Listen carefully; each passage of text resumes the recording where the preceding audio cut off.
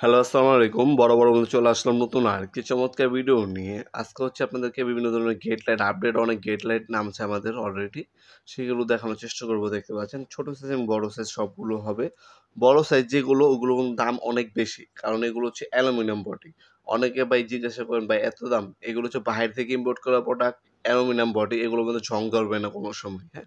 সেক্ষেত্রে প্রাইসটা একটু বেশি।